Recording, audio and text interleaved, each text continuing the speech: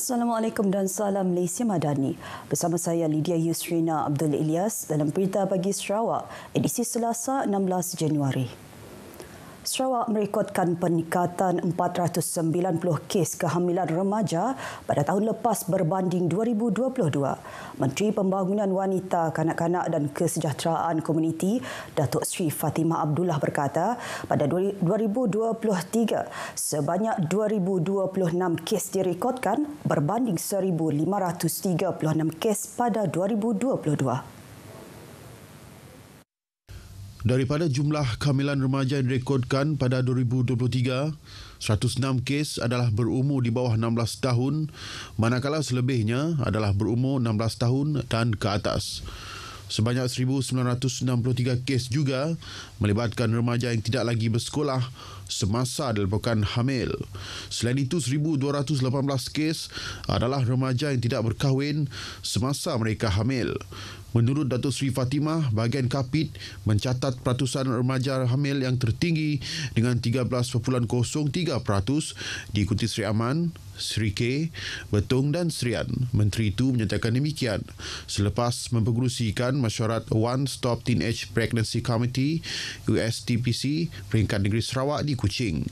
Tambahnya, kementerian sedang membangun kerangka jangka panjang yang holistik dan bersepadu berbentuk pencegahan merangkumi intervensi keagamaan, pendidikan dan latihan, nilai, budaya dan sistem sokongan sosial bagi menangani isu kehamilan remaja yang sangat rumit dan kompleks.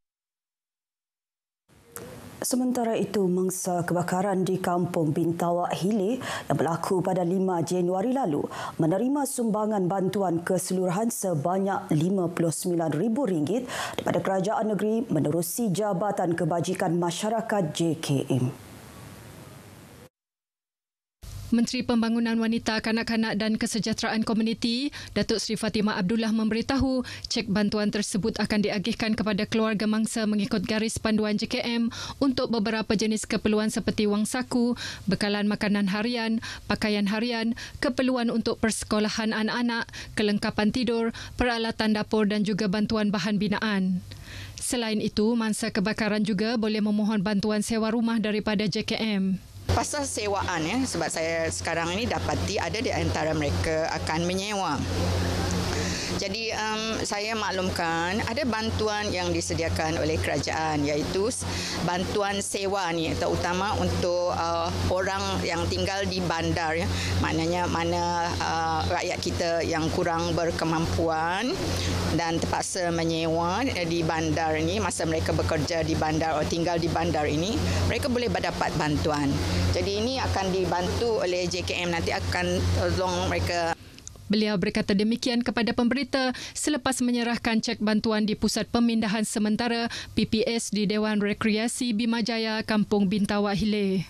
Beberapa jenis bantuan juga telah disediakan oleh Kerajaan Negeri kepada mangsa-mangsa kebakaran dalam perihal permohonan bantuan pembinaan rumah baharu di lokasi asal di bawah Jawatankuasa Pengurusan Bencana Negeri Sarawak dan juga permohonan program perumahan rakyat termiskin di bawah Kerajaan Persekutuan melalui pejabat daerah.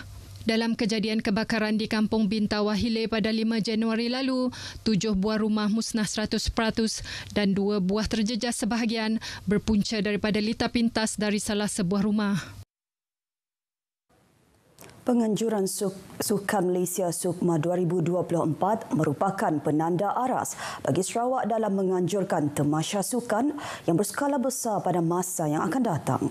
Timbalan Menteri Pembangunan Belia, Sukan dan Pembangunan Usahawan, Datuk Jeneral Rentab Jabu berkata ini merupakan satu platform bagi Sarawak dalam mempersiapkan atlet-atlet serta pegawai teknikal dalam penganjuran acara sukan yang berprestij. Jelasnya, penganjuran SUKMA kali ini merupakan yang terbesar dalam sejarah sukan Malaysia, iaitu sebanyak 37 jenis sukan yang akan dipertandingkan dan 486 pingat untuk dirangkul para atlet. Sebagai satu platform persiapan kita, kesiapsiagaan kita untuk mengelolakan SUKMA pada tahun ini, saya berasa bangga kerana melihat komitmen yang padu daripada persatuan dan juga pegawai-pegawai teknikal yang telah bertungkus lumus menyediakan persiapan SUKMA 2024. Ini juga penting kerana kita ingin melihat lebih banyak lagi dari segi pembangunan sukan, tidak dapat hanya dari segi persiapan untuk atlet, kita perlu juga persiapan teknikal kita. Ujarnya, semua rakyat Sarawak terutamanya jurulatih serta ibu bapa harus memberikan sokongan padu bagi mencapai matlamat untuk menjadi juara keseluruhan SUKMA 2024. Beliau berkata demikian ketika berucap pada Majlis Perasmian Sukan Sarawak edisi ketiga di Stadium Tertutup Sibu.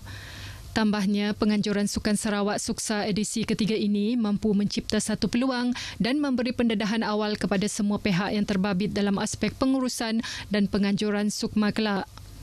Katanya, ia sejajar dengan matlamat penganjuran Suksa untuk mengenal pasti bakat-bakat baru serta memperkenalkan sukan teras kepada setiap zon dan untuk memberi pengalaman dan panduan kepada persatuan yang kurang aktif dalam penganjuran pertandingan.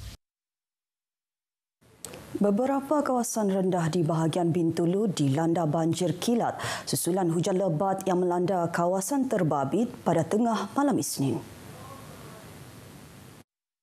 Ahli Dewan Undangan Negeri Adun Tanjung Batu, Johnny Pang memberitahu keadaan peparitan yang tidak cukup besar membuat air hujan tidak dapat mengalir dengan sebaiknya. To reconstruct our present residential drain because it's not big enough to cater the water flow. I think this is very important. So on due time, we have meeting with the PDA. I think a lot of this taman-taman punya residential drain need to be natural because it's very small. It is paling penting. Beliau berkata demikian semasa ditemui pemberita di Kampung Asyakirin. Sebanyak 6 kawasan yang terjejas merupakan Kampung Asyakirin, Sungai Sebatang, Sungai Plan, Kampung Pisang, Kampung Baru dan Kampung Kemunting. Limpahan air berlaku dari jam 1.23 pagi hingga 3.37 pagi di beberapa kediaman penduduk berkedalaman hingga 1 kaki, namun rumah masih boleh didiami dan tidak memerlukan operasi pemindahan. Setakat semalam, belum ada pusat pemindahan banjir dibuka memandangkan paras air berada dalam keadaan paras berjaga-jaga dan ada yang sudah surut sepenuhnya.